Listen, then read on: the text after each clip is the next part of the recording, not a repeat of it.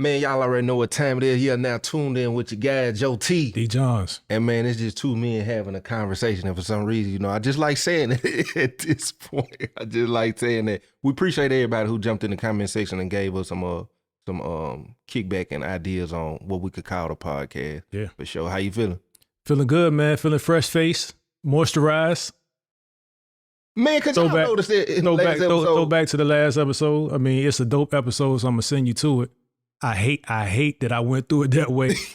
It was my fault, but it was Joe T's fault on the real. My face was ashy, man. I apologize. So y'all have to. I mean, you can listen to it on the podcast platforms if you don't want to see it. For sure. Need to start promoting that too. Spotify, Apple. SoundCloud. It's not on SoundCloud, but it's on Audible. So you can do your audio books. You can do your audio podcast there as well. But we out here, man. I apologize. I apologize to me first. Y'all probably didn't even see that. I edited that. Now y'all see it. Yeah. Because the numbers need to go. I still need you to watch it. Right. It was a great conversation, poor presentation on my face, but. Yeah, it was a great conversation, man. We was talking about forgiveness, man. If you ain't checked it out, go check it out for that reason. Yeah. You probably wouldn't even notice it. I didn't. You won't notice it on the audio platforms for real. I watched it. On the audio platforms, you won't notice it at all. My girl didn't say nothing. Now I'm beef for her too. She ain't show up today. She didn't say nothing about it. Yeah. But man, how you feeling, man? I'm in a new season that I feel is very unfamiliar, but learning to embrace it. I think it's probably gonna be a part of this conversation too. Got it. But other than that, man, I'm great, man. Been trying to eat a little healthier. Sure. Working out more. Went and got me a little pull-up bar last night from Target. I got that in the house. I did about 50 of them. I can feel that all up in here. You want to go over the door? Yup. Okay. Yeah. Keep the camera rolling. I've seen some people fall off that. Yeah. Camera rolling. Got that shot. But other than that, man, I'm grateful, man. Thankful. Whether up or down, man, I'm glad they still give me an opportunity to. Sure. You know what I'm saying? Live and do what I do and hopefully continue to inspire and touch other people. It's a blessing to be a blessing, man. Most definitely. But man, me and my fiance had a conversation last night. I done had a few of these conversations here recently, it seemed like. Mm. And it's always in comparison to my life. Okay. Sometimes I don't like it, but I understand it because you're trying to get understanding from other people, I guess, that you think you assume have a better connection to the Most High than you. Gotcha. And hold tight. Go ahead. 2 episodes in a row, you ain't got your glasses on. They in the car too, and guess what? I looked at the monitor. I seen. Okay. But we're good. Cause I mean, you hard left last time. Yeah, we hard left. We probably about to. Double back. We're about to. Man, yeah, I wanted to talk about being able to. I want to talk about being able to hear the voice of the King, the voice of the Most High, or versus being in your head. Because me personally, I feel like a lot of people just be in their head, or they expecting to hear. They want some magical experience to say it was him. They want the biblical burning bush and say. But do they though? No, they really don't. They don't. On the ground. I think I do. Yeah. Me personally, I really just believe sometimes when people hear him, it doesn't suit what it is that they want or what they want to do. Sure. And that's a automatic. Yeah. When you want the voice of God to confirm your plans, that's not really how it works. So if you want to be open to the voice of God and his plan, oftentimes it has to realign the way you think, the way you approach, may realign what you watch, what you listen to, who you're around, all of those things. So it's one piece of that that's it's related to this conversation, but part of my challenge with people that say they're doing the Lord's will or their relationship with God is on the up and up. You don't see any changes in their life. And I just think that there's a before and an after that's obvious. What kind of changes we talking? Who you are, character, how you speak, how you receive people. how you present yourself. Mm-hmm. If you're a representative of the king and there's a distinct before something happened that gave you that connection, and then after, I'm not saying the next day or the next moment, the next minute, but as he works, as you allow him to take up more space in your life kind of has to look different. Because if not, what was why would you need him to stay the same? That's a fact. You got to decrease for him to increase. Yeah. And what you just described is the sanctification process. Sure. The spirit, it should remove the power and the growth of sin, which should change your character, behavior, morals, principles. And I ask that because a lot of people associate blessings and being in his will and to things. Mm-hmm. And when they doing that, and you can be in front of somebody or be inspired by somebody that have all the things. Mm-hmm.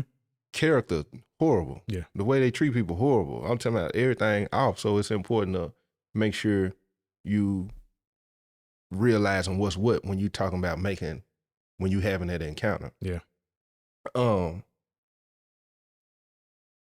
When it comes to hearing the voice, when we was talking last night, a lot of people think, probably most people who watch my platform probably believe that I just hear so clearly. I believe in the mustard seed. Mm-hmm. I believe in the scripture when he said, draw near to me, I'll draw near to you. Sure. Lean not unto my own understanding, but acknowledging him in all my ways, he shall direct your paths, which is plural. Mm-hmm. And in my opinion, I feel like, whatever those paths is, if you center and not lean, he can meet you wherever that is. I use coming to Dallas, for instance. I just got out of a relationship. Do I want to say that? It's out there. It is out there. I wrote a book about it. I was in a relationship with my cousin. See? we get on that another time. See what I'm saying? I was in a relationship. Long story short, we didn't grow up together. No excuse. We didn't grow up together. By the time we even found out we were cousins, it was because she was around people that I was related to. She was always around.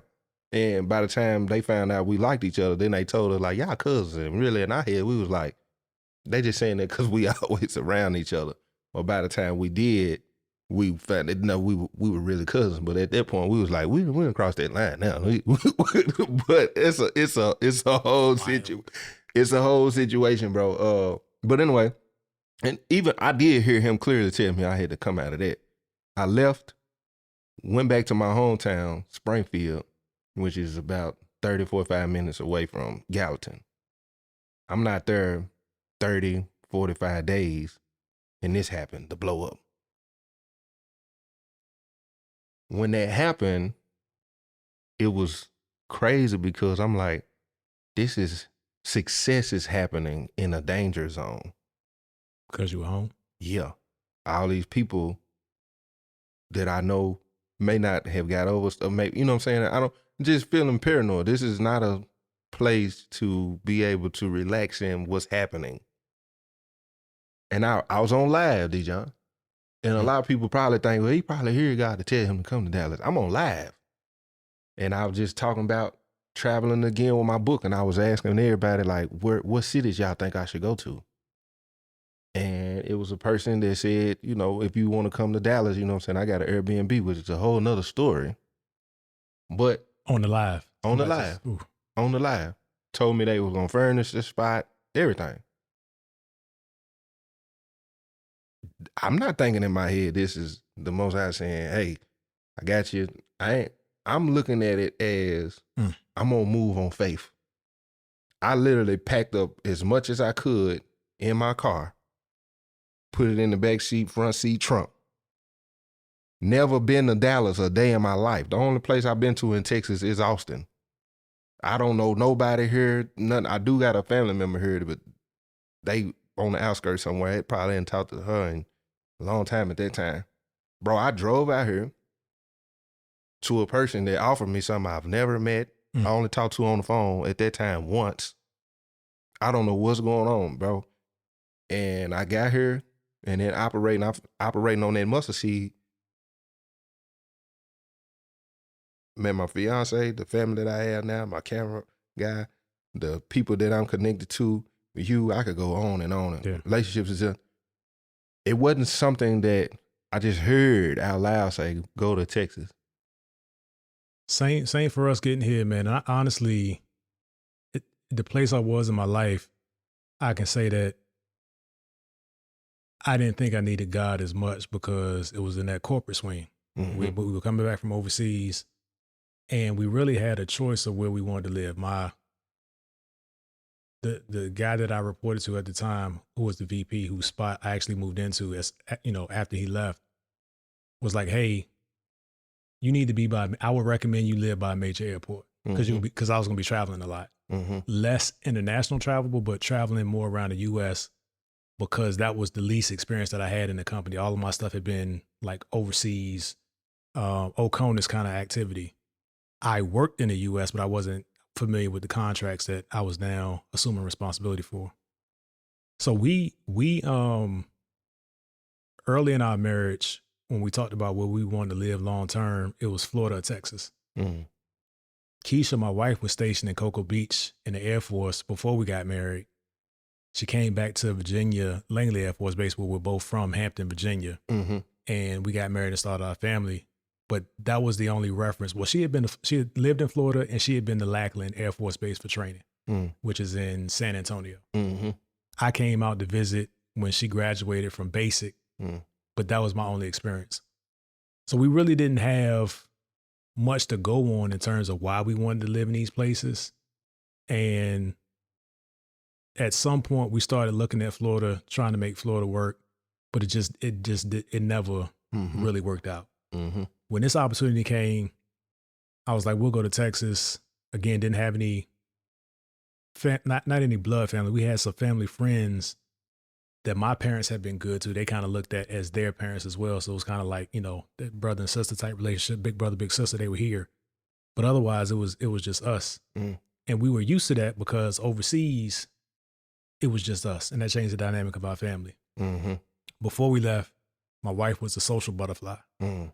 We got over there and it was like, well, it's just our family. Mm. So when we came back, we weren't really open to interacting with a lot of folks for a long time. It's better now. Mm-hmm. But when we came to Texas, I also was alerted of my diabetes. I didn't know about that until I don't know how long I was living with it overseas, but when I came back, my mom was looking at me. She was like, you don't look right. Mm-hmm. My mother makes the appointment for me. Mm. The doctor, I'm 37. Mm-hmm. 37 or 38 at that time. Go to the doctor, find out that I shouldn't even drove to the doctor's office. He's like, bro, you on your way to a coma. Yeah. And a lot of things started to make sense. Thank God for mama. Every day. For sure. Write down, thank God for mama. A lot of things started to make sense because moving is stressful. Mm-hmm. So like I can understand you packing up, but even with just one person, that's stressful. Mm-hmm. It was 7 of us moving 7,000 miles back across the globe. And I didn't know what I ain't had no stake in Texas. Mm-hmm. So we just came here on faith. I can say faith played a part of it, but I also thought that I had it under control because I knew I could pay for it. And a lot of my life was dictated on, do I have money for this? Would determine whether I would even seek the voice of the Lord. That's good. Let alone be open to it or hear it. And I know I'm going long-winded. No, that's good. That's good. That's good. We got out here, got settled, rented a house for a couple years. It worked out that we were able to buy the house that we're in now at the right time, which could set us up for the future. Mm-hmm. And this is also where I've experienced the job loss. Mm-hmm. So it's a weird dynamic that I know the story is going to be beautiful. But what brought us out here and what's going to keep us out here aren't the same thing. That's real. That's real. Listening to it's 3 different things now. I'm sitting here thinking, when do you want to hear? Ooh. Why do you want to hear it? Oof. Because I've been that way too. Like I pray before I come in, and I'm at a point now where things are so unfamiliar. I'm kind of waiting for that moment again and be like, okay, that was it. But not seeking the way during a desperation stage. I need to hear you now because things are unclear. or like you said, I can pay for this, I can do this, I can do that. Not necessarily a need to hear or thinking that anyway. And then it get to a point of when you're desperate to hear. And so that's one. I would even suggest how the manner in which it's communicated. Because you made a comment about the burning bush earlier. And I don't know a person in my life, even thinking of maybe my father, would be able to put that into context immediately and know that it's God. Like it's such a departure from what is traditional today. And I'm not saying God is traditional, but imagine if we had to have those a donkey in order to us, understand a burning bush, getting swallowed by a whale. Like if we had to have those things, and it's almost like we're so far the other way that we only want to hear out of convenience. We don't want to hear the harsh, sharp change of ways. This is wrong, because I think we get that. That's part of our conscience to a degree. Like it's the pricks, right? Are you in your head or is it him? True. And I definitely, when you said desperation, that set me off, because we just had a conversation about desperation leading to downfall on another show. And I was talking about how many times my frustration has been, how many times I've been in a desperate situation and didn't have to. That's one thing. When you're truly in a situation where God has paused life's luxuries for you, that's a very weird, unsettling place that I am right now. Yeah.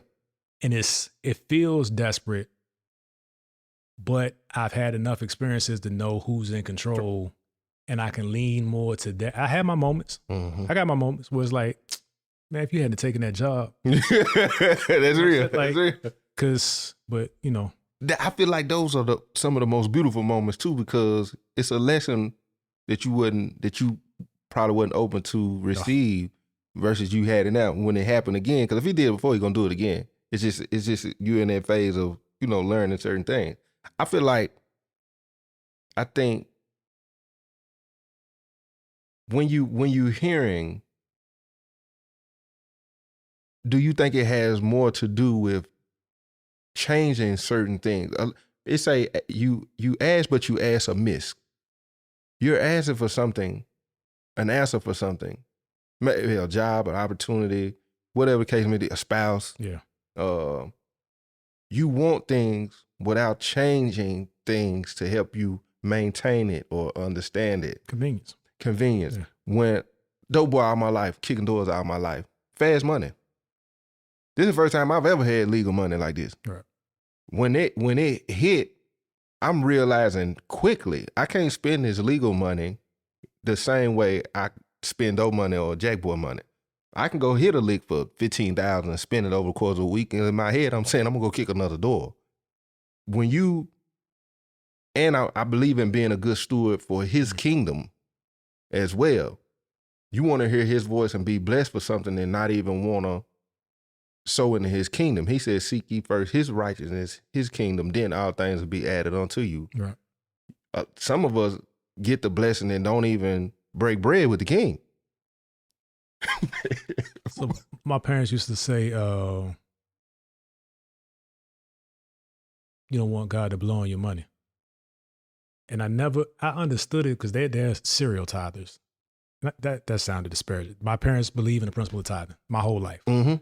So and they attribute their discipline and their dedication, wrong words, their commitment to God in that space to them being sustained through life. Like my dad has lost his job too. Like, so it's weird how my life is starting to parallel some things that he went through. But they always tithe. Anytime I get money, if I got $10, hey, you put that dollar aside. Then at some point it stops, right? Them telling you to do that. And I didn't understand the value of it. And I know there are those that believe differently, even what you should tithe in terms of percentage, Old Testament versus New Testament. I don't care to argue any of that. Right. Like that's a conviction between you and God that you'll have to answer to at whatever point is decided. But I know that I believe the discipline that they had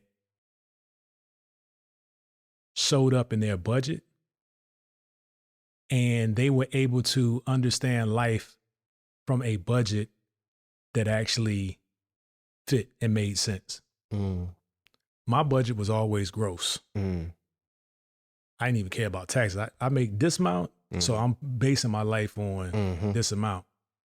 And when you don't have a discipline, I guess the harder thing about tithing is not doing it and then starting because it seems like you're losing money. Right. They always thought that the money wasn't theirs.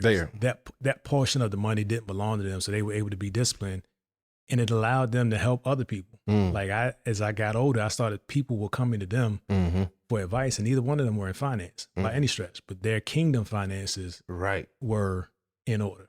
That's real. So yeah, I gotta meet them. Yeah, I mean, come on. Now the other voice in your head.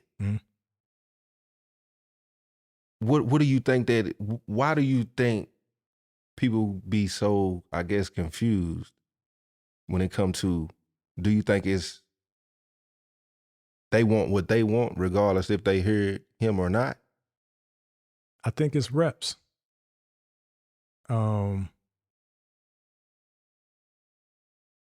Like you mentioned it on the thing that, I don't know if it was before we started recording after, but you said you got a pull-up bar. You said you knock 50 out. I probably wouldn't knock 50 out if I had a pull-up bar because I don't have the reps. I ain't been in the gym. You know what I'm saying? And for you, like you said, it hurt this morning, right? But that's a familiar thing. You understand it. You know it'll hurt now. Tomorrow you'll probably do 50, 55 because you got reps. Well, you don't even understand what God's pattern, but also it's hard to identify the voice. And it sounds confusing. Whatever your prominent repetitions are will sound like the more reasonable voice to answer.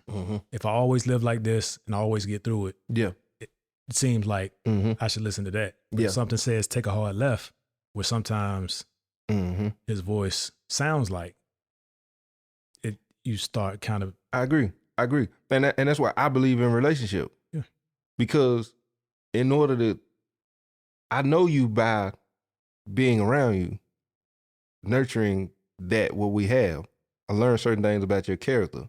I say this a lot, and some people probably disagree. It's going to be hard to understand things about the nature of God if you don't know his word.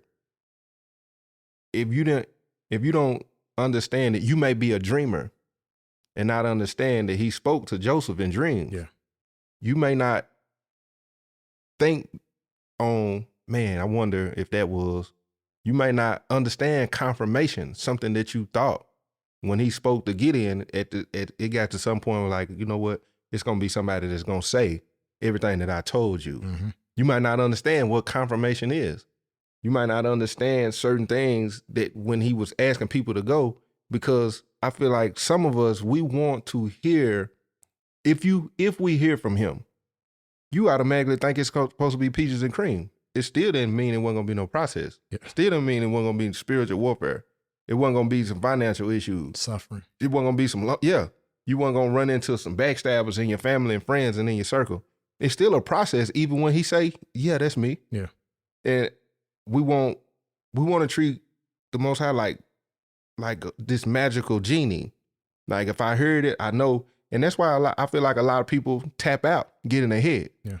John the Baptist, which I brought him up before, he heard the voice audibly. That's my beloved son, whom I'm well pleased. Baptized him, seen the dove. Got into a situation for a righteous cause and got in his head. Yeah. Go check an ass was at him, because you're not thinking something like this could happen in the process of what you heard. Right. He told you're going to, and then you started hitting these bumps in the road. where them seeds done been planted and the enemy trying to snatch that up out of you. You get in your head and get the doubt, and then you question that, was that him I heard in the first place? Because I went through some things when I first got to Dallas, bro. But I kept going, and over time, it started making sense. But a lot of it had to do with him teaching me things about myself. Yeah. In the process of being with me, and realize I did have to get better with my finances. I did have to get better with choosing certain people around me, because I was probably trauma bonding to an extent after hearing the voice of God. Mm-hmm. Same thing Gideon done. Gideon, when he heard the voice, hey, you gonna be the one that's gonna deliver them out of the hands of the Midianites. What Gideon went and done is went and got all the people he wanted to go with him, people he was familiar with. Yeah. I didn't tell you to go get all of them. Now I got to show you the process of how to get rid of all of them people. And you got to learn how to embrace the ones that I want to go with you. Yep. And that feels unfamiliar, which will lead to what I was saying in the beginning, what I'm experiencing right now. I called my homeboy yesterday and I said, bro, I'm having a problem being in a more healed place. I'm having a problem embracing that. Because I'm so used to, he said, you need a scandal. I said, yeah, I ain't got no scandals. When it comes to pushing content, things that I do and how I do them, I was like, bro, it don't feel the same no more. Yeah. And I was like, it's weird because I'm whole and I'm like, I don't know how to embrace it. I don't know how I'm feeling about it. How is it that I'm in a better place mentally, spiritually, in a better healed, and I'm healed, and I'm feeling like I got to blow some money in order to get the drive to chase to get some money, versus saying, oh, he got me here, just keep going. Like, I feel like I need something toxic to shoot off on it. And I ain't even in that place no more. And I'm like, I don't know how to operate it in the healed place. Do you think maybe that subconsciously you think the healed you is not as marketable? Yeah, of course. Of course. What does that look like? That's part of my prayer. Something that I said it on Facebook yesterday. I said, don't go back. Yeah. Create them new experiences to understand that that's okay. We're talking different audience, different conversation. And that's a part of the new process of hearing him in a different, because that season, it's a new season. Yeah. And yeah, but well, that's part of the change, right? Because you've allowed him to occupy more space and less of you, the change has to happen. So it would be a disservice to him. It'd be a lie to suggest that he's done all this for you. You are where you are because of him, and still look like what people may want you to look like. Mm-hmm.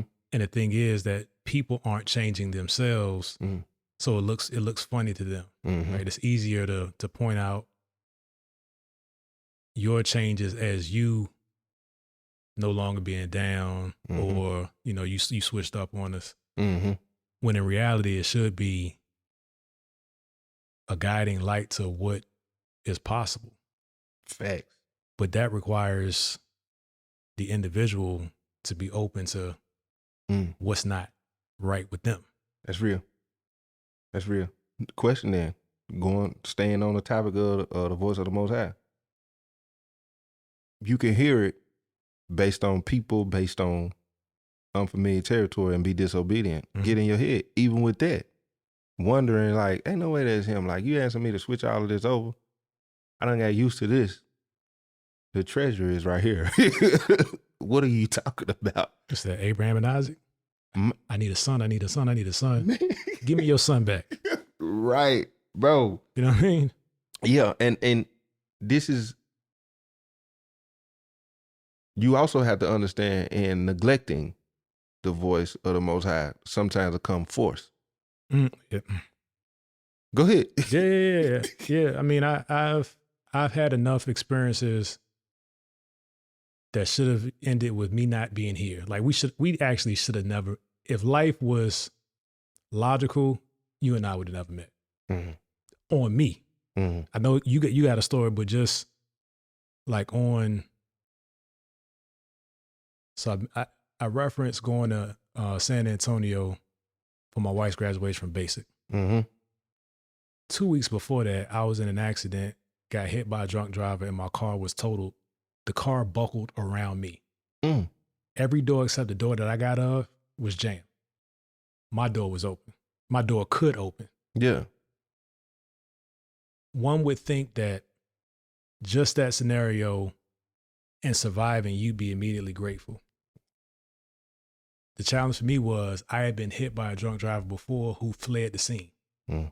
So when I got hit, I'm literally spinning in the car, waiting for the car to stop so I can get out and see what's popping. That's how far you can get from, right? Like when your norm becomes not his will. Right. You know what I'm saying? I'm 21. I literally just turned 21 that September. Yeah. The other piece of that was I was sober when I got hit, but I'd been out drinking. And I don't even know if that's sober when I got hit. It's true. We sit, so I'm yeah. Down the mountain. Yeah. So the misnomer is when you drink, you know when you're ready to unpause. And I'm good to drive now. I'm talking about that kind of life. Okay. You drink, you sit for a couple hours. This is not advice. This is not even how it actually works. Right. But when you think you're young and invincible, that's how it happens. So I got hit by the drunk driver, spinning around. I'm waiting for the car to stop. Car stops. I get out. Lady walks up to me from nowhere, and this is nobody can convince me otherwise. From nowhere, she said, "Hey, are you okay? I think you need to sit down." I don't know what I said to her. I know I was furious. So I probably didn't say some things that were kind to her. She was trying to help. She was like, "Hey, I think you need to sit down." I sat down on the curb. Lady's gone. Never saw her again. Yeah. So I know it probably gets weird for some people. Probably gets weird for people that know me. But that happened, right? And it made me understand immediately that I should be grateful for life. But why does it have to take that right? Why does it have to take me in a scenario that I shouldn't have survived to understand that my life is I'm spiraling at this point, and understand that I need to be more aware of his will for me and living that life. So the whole, I had all of the foundation to understand. The word was read to me. I was told to read the word. I was told about the word, but I got away from it. So though the voice was consistently a part of my life, it took a loud incident to say, hey, and I got several of those. Prodigal son. Several of those. Prodigal moments. Yeah. Prodigal moments. I'm going on. I took my inheritance. I'm out here. I'm outside. Yeah. Man, that force, I got a couple of force stories. Matter of fact, even the story how he was always with me, but when I started actually learning the word, when I don't know what he sound like. I don't know what it looked like. None of that. I don't even know the word at this point. I don't know nothing. I didn't go to church growing up. My mama always had her Bible on her nightstand. Never seen my mama read the Bible. Never had nobody pray with me. None of this. I just know we went to church when they passed the collection plate. Mama gave us $1. We put it in there and we was gone. We never discussed what was what. None of this. So of course, but I'm praying though. I'm in the penitentiary. I'm praying out of desperation, fear, all kind of stuff, anxiety. But I don't know. I really can't say what his protection even looked like. I just know I survived. At that point, I just know I'm making it. I'm okay. Yeah. But I can put some things in perspective now. But when I got to the prison with my uncle who was doing 75 years, it changed his life. I just so happen end up in the same unit as him. It's units everywhere. It's 1, 2, 3, 4. It's probably 8 units. I end up in this unit. Then after that, in the cell with his best friend, which is my spiritual advisor still to this day. But when I get there, I'm leaving the prison where me and my daddy was cellies, where I was going with the officer who was bringing us anything I wanted. Yeah. So we pretty much was running the penitentiary. I was still basically doing what I was doing on the streets in prison at the time. I get to this prison. I had been to 2 prisons at that point. 2 prisons before this where I was still hustling, doing whatever I wanted to do, however I wanted to do it, when I wanted to do it. I get to this prison. This is the first time in my life it just seemed like anything I tried to do just would not work. So it got to a point of where I said, okay, God, what is it? What is it that you asking of me? What is it that I need to do? Because clearly it's a forced cutoff right here. And I still couldn't hear exactly what it was, but I knew it was something. So I just started reading. You know what I'm saying? Once I started reading and started getting revelation, like things, I felt more at peace just getting to know him before I could even say, he telling me to do this. This is what this finna look like. As I was reading, just certain things that I feel that he put in us started coming out. And that's just as good as hearing him say something. Yeah. You know, the parenting started. Like my mama, it's certain things my mama done told me all my life that I just went against. But if I do right now, it'll make sense why my mama said that. That's how I felt when it came to my relationship with the King. These things been in me. I'm looking to hear a voice, and the teaching is right here. So a lot of people who be in their head as far as wondering if you hearing a voice, what if it's just you just don't understand your relationship with him because you have not got to know him? Yeah. Word is powerful, man. I started listening to a chapter 2 in the morning. It's probably month number 3. Mm-hmm. And I'm actually seeing or hearing, because sometimes I'm just listening, sometimes I'm reading along and listening as well. But without fail, I'll hear something that was familiar to me. I just didn't know where it was, and something will start to click. Mm-hmm. Like I'm in Hebrews now, and that's opening my eyes to a lot of stuff. I mean, since 1st, 2nd Timothy, opened my eyes to a lot of things that I heard, but I didn't really understand the context. I could almost finish a verse, but I couldn't tell you what a verse was or understand where that verse fell in the actual story. Right. So now it's having a different effect, a greater impact on my life, and it's more relatable to me that I can model to and with my kids because I'm actually ingesting it now. Oh, that's good. I'm actually ingesting it now. And that's the verse that caught me today was, you always talking about milk.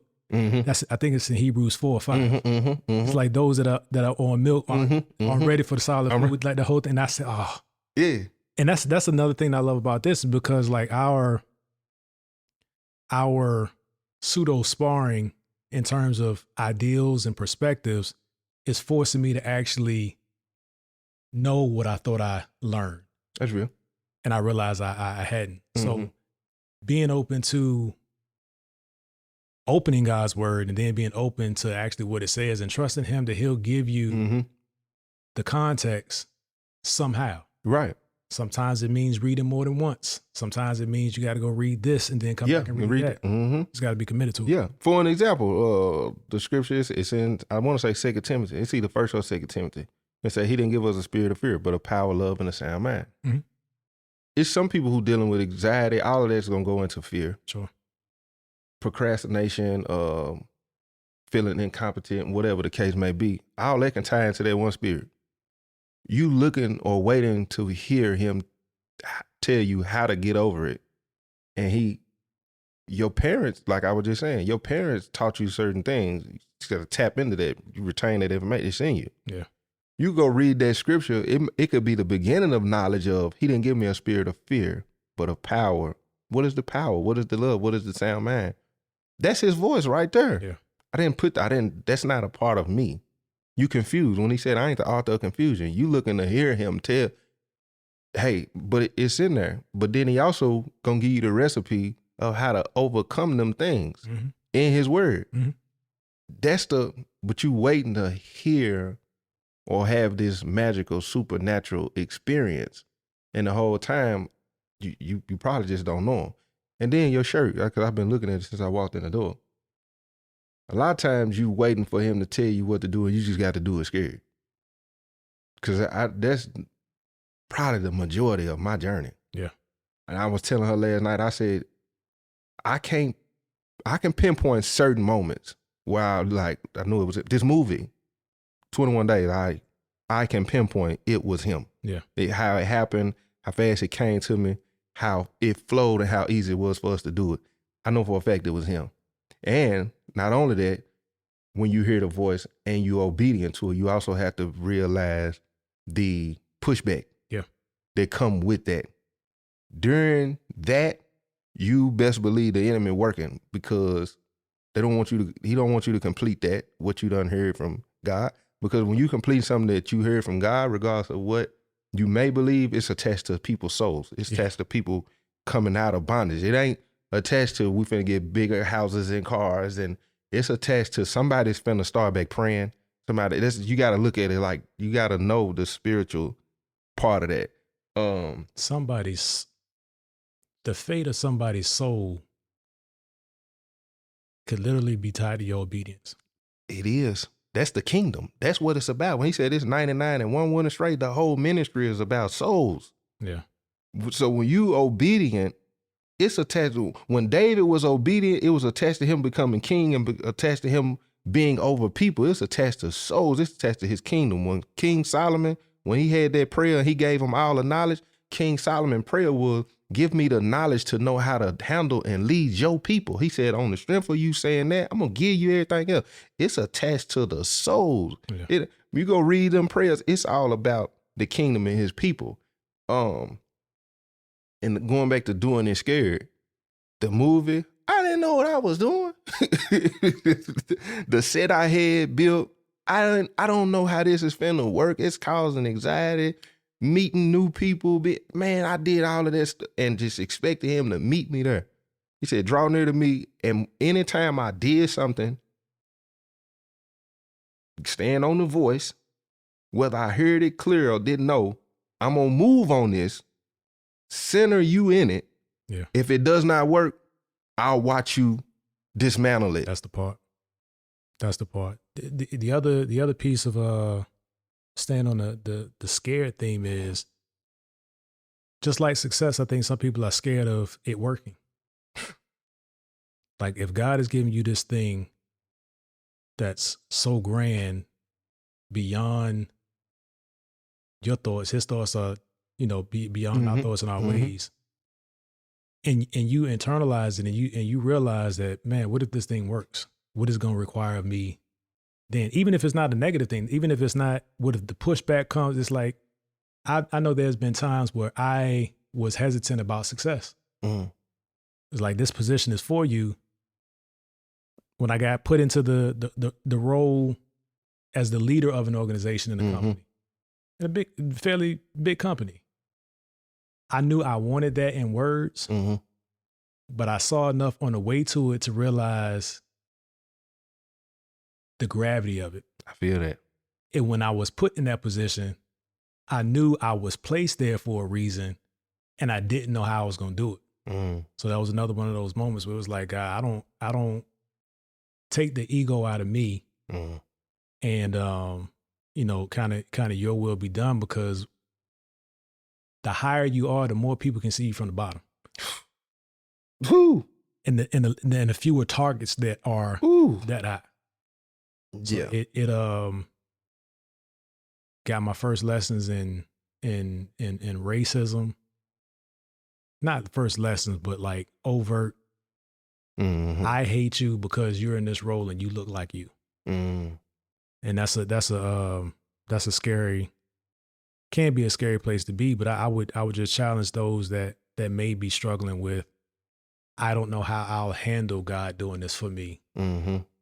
If he handed it to you, he'll help you handle it. It's a part of the plan. It's a part of the plan. If he leading you there, if you going in that direction and you questioning, that's you already doubting him. Yeah. If he taking you there, it's something he's got to be there for you. He's got to see through the mission. That's Philippians 1:4. He who started a good work gonna complete it. If he's starting it, hey, you gonna fight in this thing with me. He cannot lie. We're going in the furnace. We gonna go in the furnace. But man, hearing the voice of the Most High, you do have to understand this. It's not a comfortable thing. You thinking hearing him gonna bring you some clarity and some comfort. You go through Hebrews 11 when they talk about I call it the Hall of Faith. When he was asking them, when he was telling them what to do, for one, it was something, it made them like, dude, hold on. You want me to do what? Right. You want me to do? It's not always a comfortable thing. Yeah. And what I wanted to tell my girl last night was, because now I done got to a place of, you got to stop trying to convict people. It's not your job. It's not your job. Yeah. So I'm just listening to her talk. But as I'm listening to her talk, I realize she's feeling them convictions too. And she waiting for me to, but I'm just, come on with it. Yeah. I got you. Let it go. Let it come on out. But that's that pregnant pause when you know the voice of the Lord is clear. You keep giving them one more. If you give me the car, right? Yeah. Right, now, if you give me free gas for a year, then I know you want me to go take food to the homeless. We serious it out more often than we should. Not that it's not a serious thing, but we put so many qualifications on God to show us why we should trust him that we lose out on the blessing or the timing of a blessing. That's true. Gideon is a prime example. When he heard the voice, harden not your heart. That was another one of the verses that came up. My guy said, if it is you, do this and do that. He did it. He said, I tell you what, I seen that, but do this for me too. You know what I'm saying? And this is what I wanted to tell her though. Get back to what I wanted to tell her. Sometimes his voice so clear. It can't be him. Cannot. Ain't no way. And when it's that clear, it's really something simple. It's just not what you thought he would say or what he would thought he would have you do. Let's talk about not completing the task. Mm-hmm. Right? Because sometimes God will give you something that'll stretch you, and you think the blessing is being stretched to that point, where his instructions were to go beyond that point. But we want to get comfortable overcoming that period of discomfort, and we're like, God, I'm gonna get off here. You brought me here. You know what I'm saying? I'm gonna chill in the blessing. I know you wanted to take me there, but I don't know if I want to go through that again. And I'm thinking about all of the things that, and for me, like I talked about last time, me writing the book was that. So it did a lot for me to write it. It was cathartic to write it, but it wasn't for me. I wrote the book and didn't tell nobody. Wait a minute. You know what I'm saying? Like, you got a book, you got a book, you got to keep telling people about it. But I was like, man, this changed me. So I'm cool with what it did for me. Ooh. But the instruction was that this is to go out into the world. Ooh. Joseph. He said in order for many people, like it happened because it's supposed to touch many people. It just wasn't for you. I think that's a cautionary tale that my whole life is cautionary tale. Maybe that's a fear. My next podcast. I think a lot of people, and that's going back to the fear of the success. Even though you don't know what the success look like or what come with our definition of success in our mind, the Most High, he ain't looking at it from a definition of success. Yeah, it's kingdom. This is what you were built and created to do. He said, "I knew you before the womb." Yeah. We seeing little glimpses of you. You can see your creativity the minute you walk in this door. He saw all of this before. Everything he created, you the books, the editing, all of that. While I was complaining about the job that he gave me.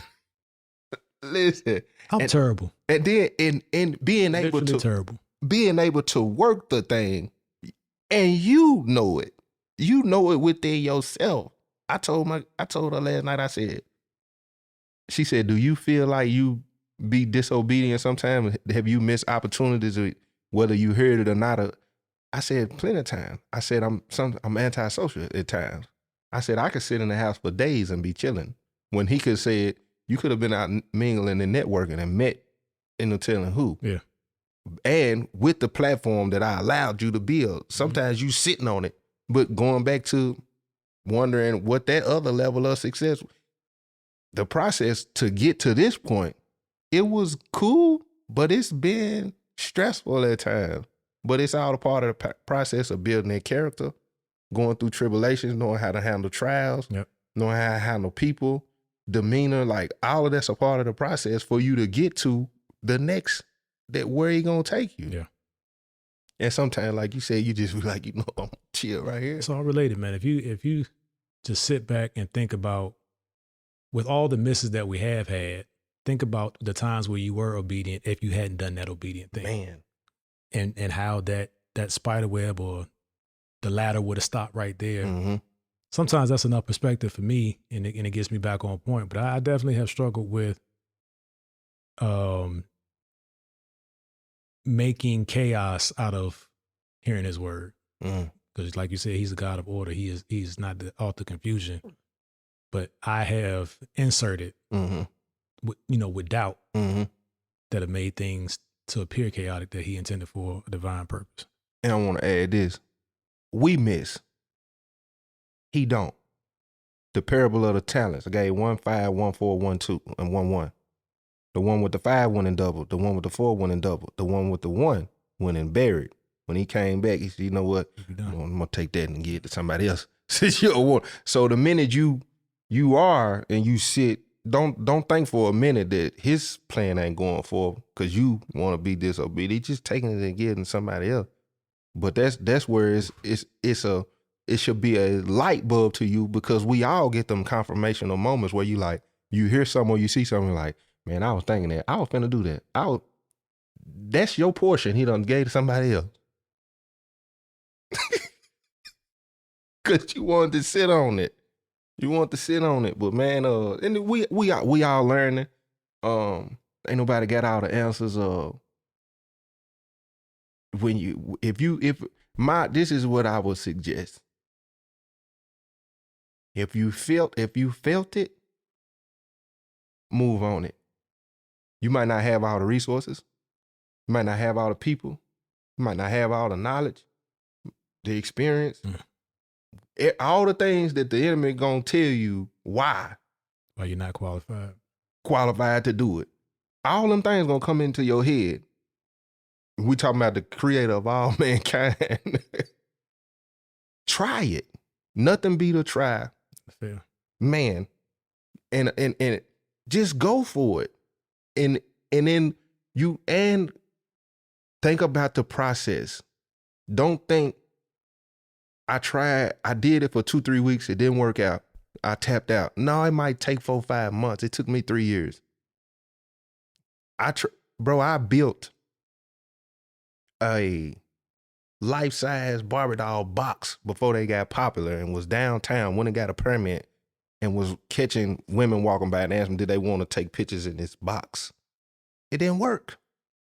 That was I tried something else. I tried so many things, bro, that didn't work. Oh, that ain't it. That ain't it. That ain't it. That ain't it. And then finally, something started working. I just stuck to that. Yeah. And I think sometimes life just can beat us up to the point where you don't even want to. You say you want to hear the voice, but you really don't want to hear the voice. You really just rather just sit in your comfort. You want to hear your plan confirmed. You want to hear your plan confirmed. Yeah. You want to hear your plan confirmed. If the Most High told you right now, your life is in Seattle, Washington, that spouse you looking for, the job opportunity looking for, the entrepreneurship you want to do, whatever it is, the networking is here, and it's 10 hours away from home. A lot of women first are gonna be, my babysitter's here, or this, nah, all of that's there. A lot of people wouldn't move on that, but you'll go to church and you'll hear when he said he took his child up for the ram and was about to, and you will praise God and say you. So I told you, man, we think the Bible's really characters. It's like a movie that we just detach from. Yeah. And just reference it when it's convenient. That's one thing I can say. If it seems like something out of I'll try it for sure. Yeah. If it seems like I'm gonna go for it, I'm gonna challenge myself. Yeah. My problem has never been trying it. My problem has been seeing it work, and then it's like, ooh. Then you have a thing that you got to manage. So. But yeah, man, hearing the voice, are you in your head, or are you looking to hear something magical, something supernatural, something biblical to confirm that it was him or not? Are you scared? Do you really want it?